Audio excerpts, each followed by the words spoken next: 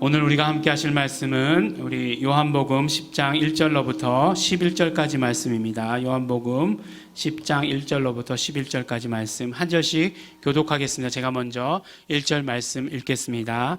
내가 진실로 진실로 너희에게 이르노니 양의 우리의 문으로 들어가지 아니하고 다른 데로 넘어가는 자는 절도며 강도요 문으로 들어가는 이가 양의 목자라. 문지기는 그를 위하여 문을 열고 양은 그의 음성을 듣나니 그가 자기 양의 이름을 각각 불러 인도하여 내느니라. 자기 양을 다 내어놓은 후에 앞서가면 양들이 그의 음성을 아는 고로 따라오되 타인의 음성은 알지 못하는 고로 타인을 따르지 아니하고 도리어 도망하느니라. 예수께서 이 비유로 저희에게 말씀하셨으나 저희는 그 하신 말씀이 무엇인지 알지 못하느니라. 그러므로 예수께서 다시 이르시되 내가 진실로 진실로 너희에게 말하노니 나는 양의 문이라. 나보다 먼저 온 자는 다 절도요 강도니 양들이 듣지 아니하였느니라. 내가 문이니 누구든지 나로 말미암아 들어가면 구원을 얻고 또는 들어가며 나오며 꼴을 얻으리라. 도적이 오는 것은 도적질하고 죽이고 멸망시키려는 것뿐이요 내가 온 것은 양으로 생명을 얻게 하고 더 풍성히 얻게 하려는 것이라. 함께 봉독하시겠습니다. 나는 선한 목자라. 선한 목자는 양들을 위하여 목숨을 버리거니와. 아멘. 구약을 보면 호세아서라고 있습니다. 호세아서가 있어? 뭐 그렇게 생각하실지도 모르겠는데 바로 하나님께서 호세아 선지자에게 하신 말씀을 그대로 우리에게 기록한 그런 말씀입니다. 선지서들이 다 그렇듯이 1장을 보면 맨 처음을 보면 호세아 선지자가 누구신지 그리고 이분이 어느 때 사역하신 분인지 이렇게 말씀하고 있습니다. 그리고 바로 이제 2절서부터 본론의 말씀이 나옵니다. 여호와 하나님께서 호세아에게 명령하십니다. 2절 말씀을 보면 여호와께서 비로소 호세아로 말씀하시니라. 여호와께서 호세아에게 이르시되 너는 가서 음란한 아내를 취하여 음란한 자식들을 낳으라. 이 나라가 여호와를 떠나 크게 행음함이니라. 이 항상 성경을 읽다 보면 이렇게 뭔가 동일시하려고 하잖아요. 그러니까 뭐 감정이입 이렇게 하지 않습니까? 근데 호세아 선지자 그랬으니까 선지자라고 그랬으니까 선지자면 지금 뭐 그래도 제일 비슷한 게 목사 아닌가? 라는 생각을 이렇게 하게 돼요. 근데 만일에 하나님께서 저에게 이렇게 명령을 하신다. 호세아 선지자에게 하셨던 명령처럼 너는 가서 음란한 아내로 맞아라. 예. 그리고 음란한 자식들을 맞아라. 이렇게 얘기하면 이게 정말 하나님의 말씀일까? 예, 얼마나 고민하겠습니까? 예. 그리고 만일 그것이 하나님의 말씀이라 할지라도 저는 그렇게 못하겠습니다. 라고 이렇게 거부하지 않을까라는 그런 생각을 해봅니다. 엄청난 막 저주의 명령 같은 그런 생각이 듭니다. 그렇지만 분명히 호세아서가 성경이고 하나님께서 호세아를 통해서 하시려고 하시는 그 말씀에 분명한 뜻이 있다라고 하는 것이에요. 바로 그 음란한 아내가 누구인가 하는 것을 알려주시는 것입니다. 실제로 호세아 선지자는 음란한 아내와 결혼을 했습니다. 그리고 세 자녀를 낳게 되어요. 그런데 그 음란한 아내가 실제적으로 누구인가 하는 것을 우리에게 말씀해 주시는데 바로 그것이 이스라엘이라는 말씀이에요. 이스라엘. 하나님께서 모세와 언약을 맺었던 그 백성들이 우상 숭배한 것을 가지고 음란을 행하였다라고 이렇게 말씀해 주십니다. 그런데 그 음란을 행하였다는 것보다 더 주의해서 보아야 될 것은 무엇이냐면 하나님과 이스라엘 백성들 사이의 관계를 부부 관계로 묘사했다는 것이에요. 그러니까 하나님과 이스라엘 백성들이 시내산에서 모세와 맺었던 그 언약을 마치 무엇으로 말씀하시냐? 부부간의 관계를 맺은 것으로 이렇게 말씀하고 계시다라는 것입니다. 그러니까 결국 우리가 호세아서를 통해서 발견할 수 있는 것은 하나님과 우리는 어떤 관계 가운데 있다는 것이에요. 그것도 어떤 관계? 부부관계라 하면 어떤 관계를 말합니까? 아주 밀접한 관계 가운데 있다라고 하는 것을 우리에게 말씀해 주시는 것이에요. 하나님은 하나님 계신 곳에 계시고 우리는 우리 있는 곳에 있고 하는 그런 것이 아니라 하나님과 우리는 그러한 깊은 관계 가운데 있다는 것을 말씀해 주십니다. 그래서 신약을 보아도 하나님께서는 우리 아버지라고 묘사되고 우리는 아들이라고 표현되는 그런 구절들을 볼 수 있어요. 예수님께서 말씀하신 우리 탕자의 비유 가운데 보면 하나님은 정말 집 나간 아들을 기다리시는 그런 아버지의 모습으로 표현되어 있는 것을 보게 됩니다.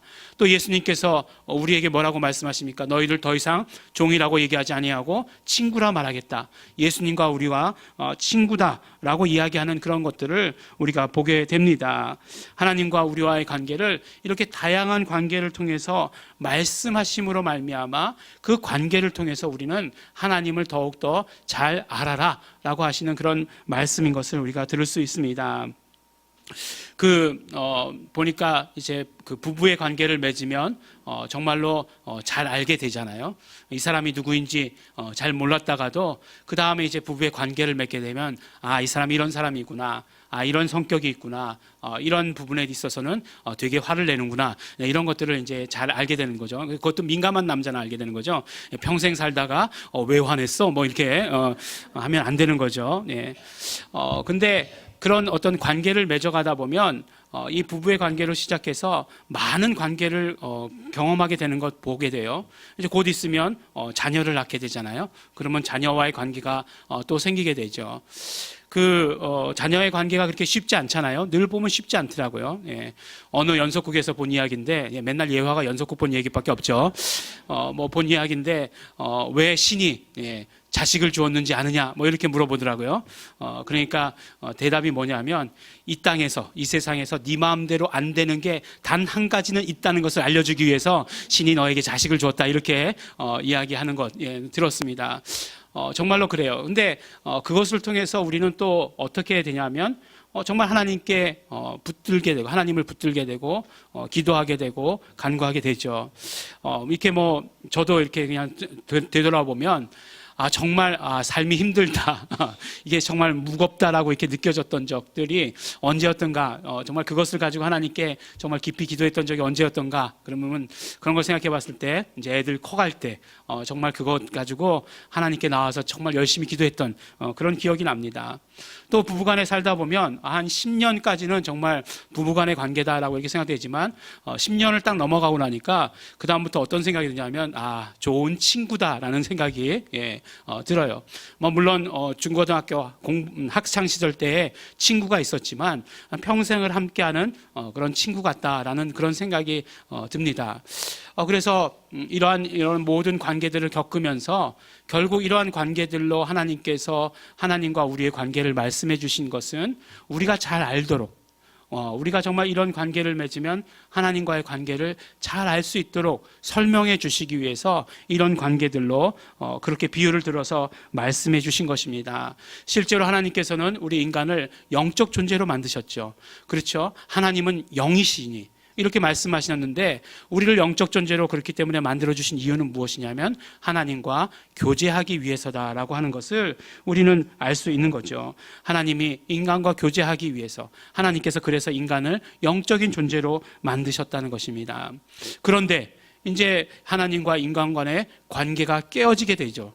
어떻게 해서 깨어지게 됩니까? 첫사람 아담이 범죄함으로 말미암아 하나님과 우리 관계가 깨어지게 됩니다. 더 이상 교제할 수 없는 그런 상태가 되었어요. 그것을 뭐라고 말하냐면 그것을 성경에서는 죄라고 이야기합니다. 우리는 죄라고 하면 아직도 이 세상 방법대로 그것에 익숙해 있어서 무엇인가를 해서 무엇인가를 잘못한 것이 죄다라고 생각해요. 누구를 이렇게 때린 것, 내가 그걸 거짓말한 것, 누구를 나쁘게 말한 것, 이것들을 죄라고 이야기합니다. 생각합니다. 그러나 성경에서는 죄라고 하는 것이 무엇이냐? 바로 첫 번째로 하나님과의 관계가 깨어진 상태를 죄라고 말씀하는 것이에요.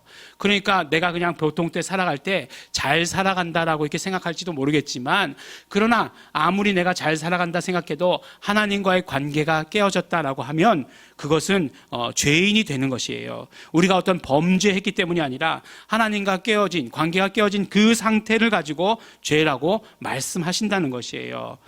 그래서 우리 인간은 하나님과 관계가 깨어진 채로 계속해서 살 수밖에 없었습니다.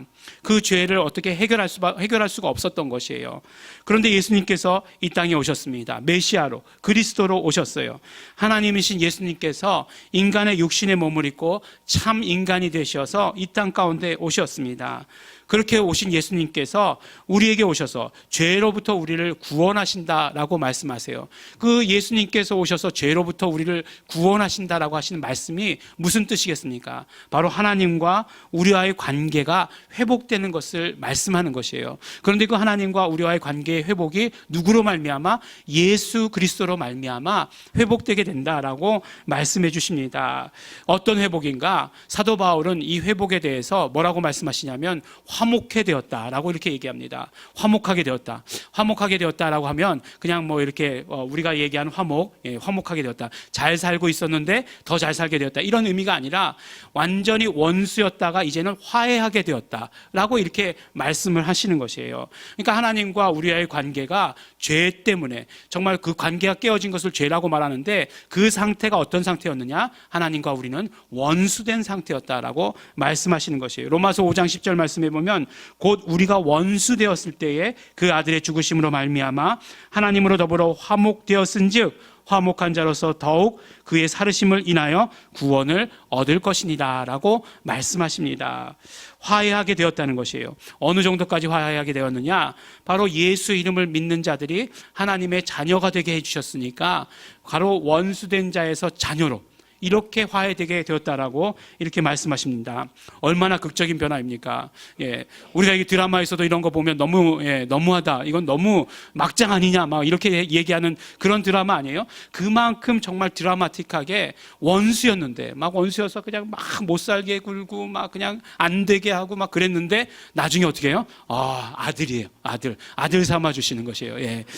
정말 그런 막장 드라마 가운데 여러분들이 주인공이세요. 그 사실을 여러분들 늘 기억하시기 바랍니다. 근데 어떻게 그런 극적인 변화가 일어났느냐? 바로 예수 그리스도로 말미암아 사도 바울이 말씀한 대로 그의 죽으심으로 말미암아 그의 십자가 지심으로 말미암아 우리가 바로 하나님과 화해되게 되었다라고 이렇게 말씀해 주십니다. 이렇게 성경은 하나님과 우리와의 관계를 우리와의 그런 어떤 관계를 정말 관계로 이해하지 않으면 안 될 만큼 이야기해 주시고 계세요. 그래서 죄라는 것도 결국 관계가 깨어진 것이라고 말씀해 주시는 것이고 화해라는 것도 관계가 다시 이루어진 것이다라고 우리에게 말씀해 주십니다. 예수님께서 계속 우리 요한복음을 통해서 누구든지 목마르거든 내게로 와서 마셔라. 초막절에서 이렇게 선포하시고 계시죠. 그리고 그 이후로 계속해서 예수님께서 메시아이심을, 예수님께서 그리스도이심을 계속해서 우리에게 드러내주고 계십니다. 예수님께서 에고 에이미, 나는 누구다 라고 하시는 이 사실을 선포하심으로 말미암아 당신 누구신 것을 우리에게 드러내고 계시다는 것입니다. 이것은 굉장히 여러 가지 의미를 담고 있습니다. 나는 누구다 라고 말씀하신 것을 통해서 직접적으로 그 말씀이 하시는 의미를 우리가 먼저 받아들여야 되는 것이죠. 그러니까 예수님이 누구이신지 예수님이 직접 말씀하신 것을 통해서 우리는 예수님이 누구이신지 알게 된다는 것입니다. 그리고 또 나는 누구다, 에고 에이미 라고 하시는 그 말씀을 통해서 그 말씀이 또한 가지고 있는 의미를 우리에게 말씀해 주시는 것이죠. 그래서 그 의미를 받아들임으로 말미암아 예수님 누구이신지 더 깨닫게 되는 것이고 예수님과 내가 어떤 관계인지를 더 알게 되는 것, 경험하게 되는 것입니다. 첫 번째로 예수님께서 뭐라고 말씀하시냐면 나는 양의 문이다. 또 나는 선한 목자다라고 이렇게 말씀하십니다. 우리 계속해서 요한복음의 말씀을 거의 매주 말씀드리는 것 같아요. 우리 7번에 나는 누구다라고 하는 것, 에고 에이미라고 하는 그런 말씀이 나온다는 것을 들었습니다. 첫 번째가 뭐죠? 첫 번째가 나는 생명의 양식이다. 6장에 나오는 것. 그리고 두 번째가 언제 들으셨던 말씀이냐면 지난주에 들었던 말씀이에요. 나는 세상의 빛이다 라고 말씀하신 것. 그리고 오늘 세 번째 나는 양의 문이다. 그리고 네 번째로 나는 선한 목자다. 그러니까 7번 가운데 벌써 4번이 지나갔어요. 3번만 남았어요. 3번만 남았습니다. 그러니까 요한복음 벌써 반이 지나간 것 같은 그런 생각이 들죠. 네, 실제로 그렇습니다. 근데 그 나는 문이다. 나는 선한 목자다라고 하시는 이 말씀을 통해서 예수님이 누구이신지 알게 되는 거예요. 이것은 우리가 예수님에 대해서 연구해낸 그런 말씀이 아닙니다. 예수님께서 직접 하신 말씀이에요. 직접 예수님이 누구시다라고 말씀했기 때문에 우리는 예수님께서 직접 하신 말씀을 우리가 받아들여야 합니다. 정말 예수님이 누구이신지에 대해서 아는 것 굉장히 중요하죠. 근데 보니까 우리 그 예수님 사진 옛날에 이렇게 보면 예수님 사진들 이렇게 많이 이렇게 사진이 아니라 그림이죠. 그 많이 걸어놨잖아요. 어떤 모습입니까? 예수님 이렇게 머리가 이렇게 길고 얼굴이 하얗고 키가 이렇게 아주 크시고 그다음에 어린 양 이렇게 한 마리 안고 계시고 하는 그 예수님. 예수님 정말 그런 모습일까요? 어떤 면으로 보면 다 사람들이 만든 예수님이라는 생각이 들어요. 그래서 그 각 나라의 예수님 모습 이렇게 있는 그런 거 보면 흑인들은 예수님을 어떻게 묘사합니까? 흑인들 예수님 흑인이에요. 예전에 우리 김기창 화백이 그린 예수님 모습 어떤 모습인지 아십니까? 갓 쓰고 계세요. 갓 쓰고 갓 쓴 예수님 그런 모습인 것도 본 적이 있습니다. 그런데 그거는 다 어떤 면으로 보면 사람이 만든 예수님이에요. 그런데 예수님께서 직접 내가 누구다라고 말씀하셨으니까 그 말씀이 진짜고 진짜 예수님이 어떤 분인지를 말씀해 주시는 것이죠. 만약에 저에 대해서 잘 알려고 한다면 제가 직접 제가 누구라고 얘기하는 것이 진짜겠죠. 물론 근데 인간은 한계가 있습니다. 나는 착한 사람이다 이렇게 얘기했는데 그 말에 대해서 한 교인의 80%만 동의할 수도 있는 것 아니겠어요? 너 보니까 그때 보니까 너 착하지 않더라. 너 성질 막 내고 그러더라. 내가 그거 봤는데 너 나쁜 사람이다. 근데 내가 너 이 교회는 계속 다닌다. 막 이렇게 하시는 인간은 내가 누구다라고 얘기하는 것에 한계가 있을 수가 있어요. 그렇지만 예수님께서는 내가 누구다라고 말씀하셨다면 그건 진짜죠. 그건 진짜이기 때문에 예수님이 내가 누구다라고 말씀하신 그것을 우리가 더 따라야 되고 더 믿어야 된다는 그 사실이죠. 근데 예수님께서 나는 문이다라고 말씀하셨어요. 그 말씀의 뜻이 무엇입니까? 바로 직접적인 뜻은 오직 예수님을 통해서만 하나님께로 갈 수 있다는 말씀이에요. 오직 하나님께로 갈 수 있는 유일한 문이고 하나님께로 갈 수 있는 그 유일한 길을 열어주셨다. 그런 문의 역할을 하실 수 있는 오직 예수님만 그 일을 하실 수 있다라고 이렇게 말씀해 주시는 것이에요. 하나님께 나아갈 수 있는 방법은 그 아무것도 없다라고 말씀해 주시는 것이에요. 오직 우리와 하나님과 우리 인간 사이의 관계를 회복시켜 주실 수 있는 문은 오직 예수님밖에 없다 이렇게 말씀해 주시는 것이에요. 마치 정말 하나님과 우리 사이는 울타리가 쳐져 있는 것처럼 건너갈 수 없는 그런 담이 쳐져 있었다는 것이죠. 그러나 예수님께서 문이 되어 주셔서 그 문을 열어주셨다는 것이에요. 하나님과 우리와의 관계가 다시 열리게 되었다는 것입니다. 그래서 예수님께서는 당신 스스로 당신이 문이다라고 말씀해 주십니다. 그리고 또 두 번째로 말씀해 주신 대로 예수님께서는 선한 목자다라고 이렇게 말씀해 주세요.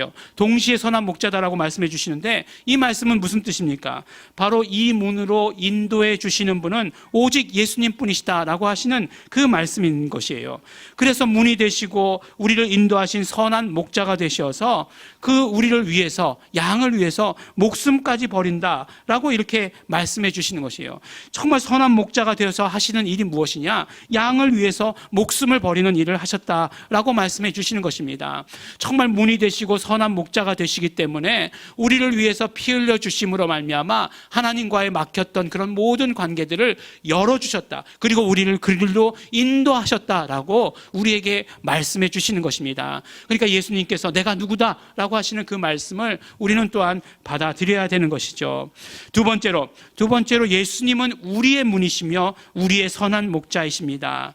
이것은 무슨 말씀이냐면 이제 우리가 이렇게 선포하신 예수님의 말씀을 그대로 따라야 한다는 것이에요. 더 자세히 이야기하면 예수님과 선한 목자와 양의 관계로 그 관계를 맺어야 하는 사람들이다 하는 것이에요.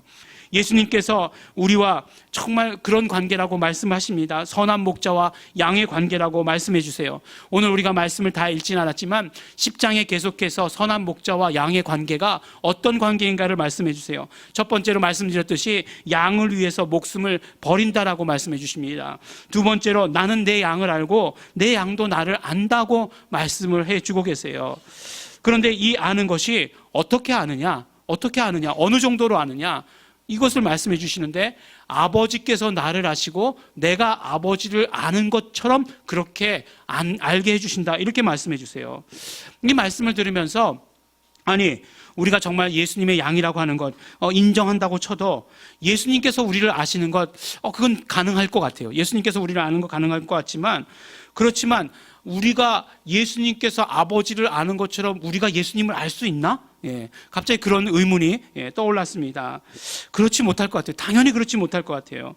하지만 그런 관계를 맺는 것이 예수님의 뜻이고 예수님의 소원이라고 하는 사실을 우리는 이 말씀 가운데 들어야 됩니다.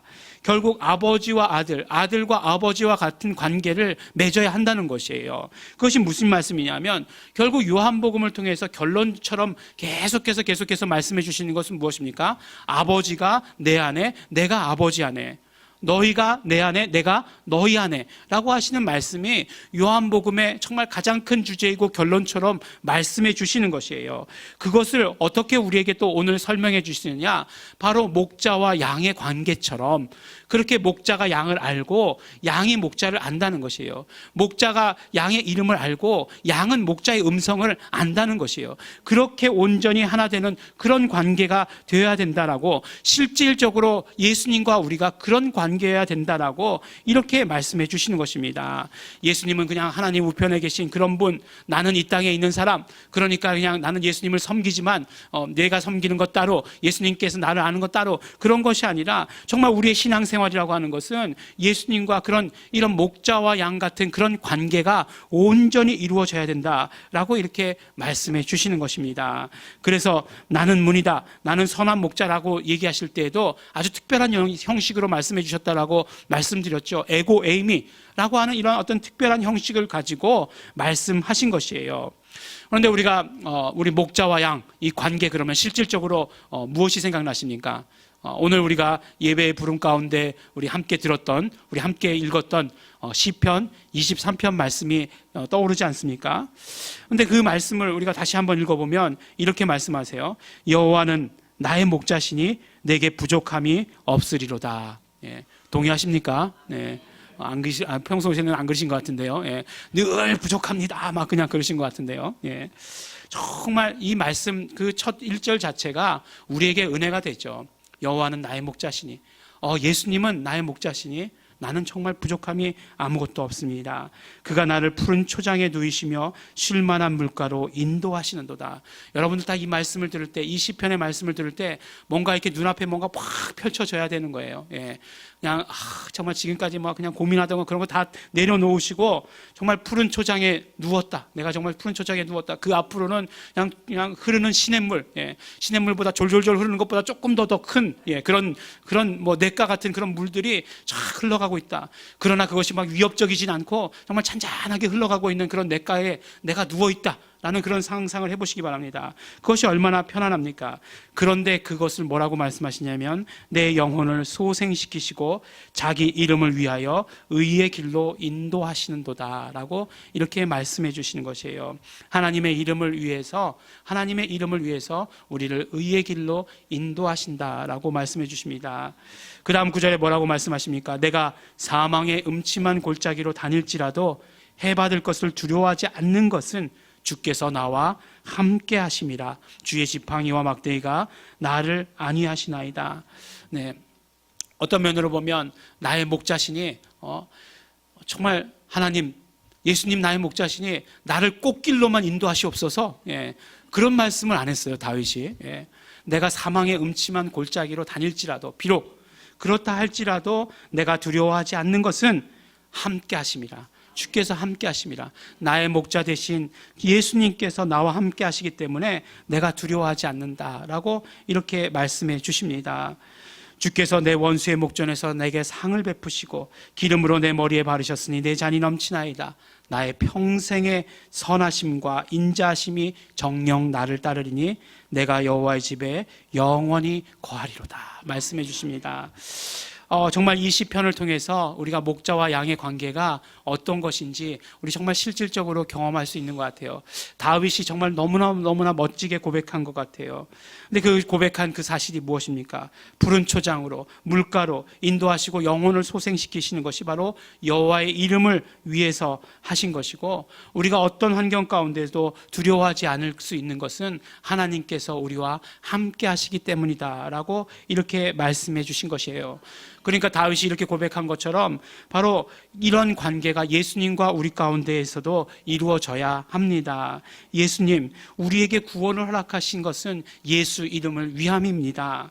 정말 우리가 이 땅의 삶을 살아가는데 어려운 환경을 만나고 마음이 힘들 때라도 걱정하지 않을 수 있는 것은 예수님께서 우리와 함께 하심입니다. 이렇게 고백하는 것이 바로 예수님과 우리와의 관계가 목자와 양의 관계가 되는 것입니다.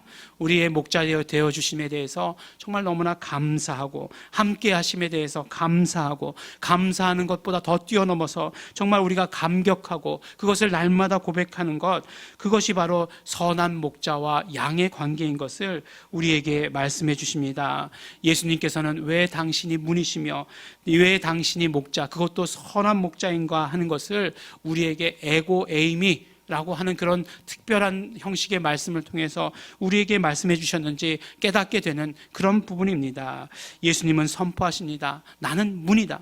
나는 문이다. 예수 이름에는 구원이 있다 말씀하십니다. 나는 선한 목자다. 예수 이름으로 나는 너희들과 함께 한다 라고 이렇게 선포하시는 것입니다. 그러므로 그 선포를 들은 우리들은 이제 고백하면 됩니다. 예수님 오직 유일하신 문이십니다. 예수님 나의 목자이십니다. 그러므로 나는 예수 이름을 높여드립니다. 예수님 날마다 함께 하시니 감사합니다. 나에게 정말 감사와 기쁨과 평안이 있습니다. 참 행복이 있습니다. 이렇게 고백하는 것이에요. 그리고 그것을 누리는 것입니다. 내가 정말 목자와 양의 관계 가운데 있다라고 하는 것을 누리는 것이에요. 정말 예수님 나의 목자시니 내가 아무것도 두려워하지 않습니다. 선포하면서 그 관계 가운데서의 정말 행복을 경험하는 것이에요. 목자와 나와 정말 양의 관계라고 말씀하시는데 내가 정말 떨어질까 봐 매일매일 걱정하고 있고, 그런 양이 있다라고 생각해 보시기 바랍니다. 제일 먼저 잡아먹을 것 같은 그런 생각이 들지 않으십니까? 죄송합니다. 마지막에 끝을 이렇게 맺으면 안 되는데, 우리가 그럼 잡아먹힌다 이렇게 얘기하면 안 되는 건데, 정말 그 관계 가운데에서 정말 우리 기쁨과 행복과 그런 모든 감사를 누려야 하는 것이에요. 그런 관계를 누리는 것이에요. 그것이 관계가 완전히 돈독해지는 것입니다. 그런 관계가 튼튼해지는 것이에요.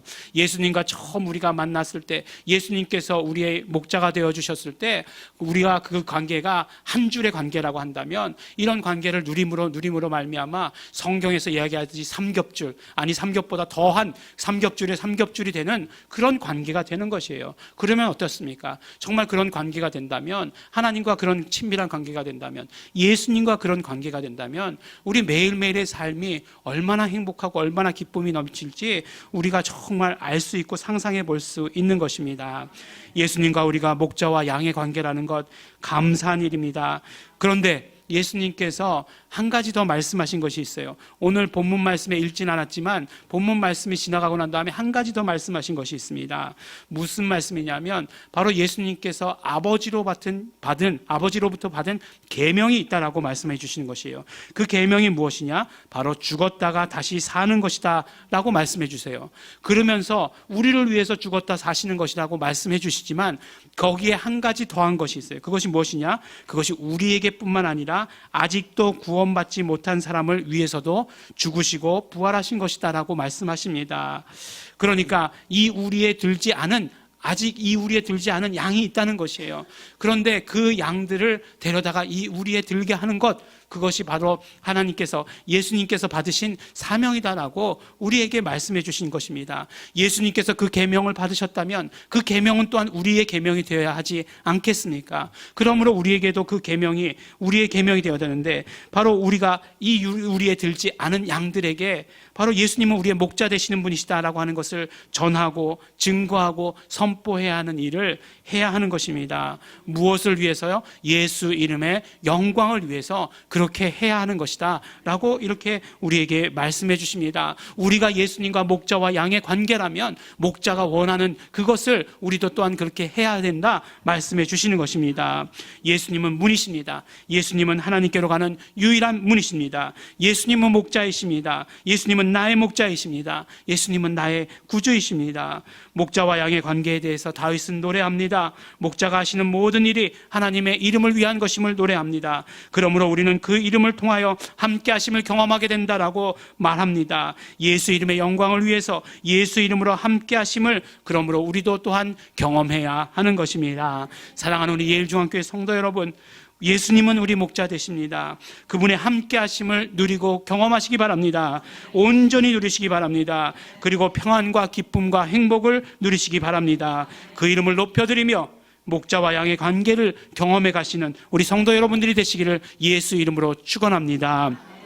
우리 함께 기도하겠습니다. 우리 기도하실 때 정말 감사하며 기도하시겠습니다. 예수님, 나의 문 되신 예수님, 나의 목자 되신 예수님, 감사하고 감사합니다. 정말 내가 예수님이 나의 목자이시니 나는 정말 예수님의 모든 기쁨과 행복과 정말 감사, 이 모든 생명을 온전히 누리는 자가 되기를 소원합니다. 또한 정말 예수님 나의 목자이심에도 불구하고 내가 정말 목자를 온전히 따르지 못했던 나의 모습들이 있습니다. 예수님의 피를 의지합니다. 우리 감사하시면서 또 정말 회개하시면서 결단하시면서 다 같이 통성으로 기도하시겠습니다.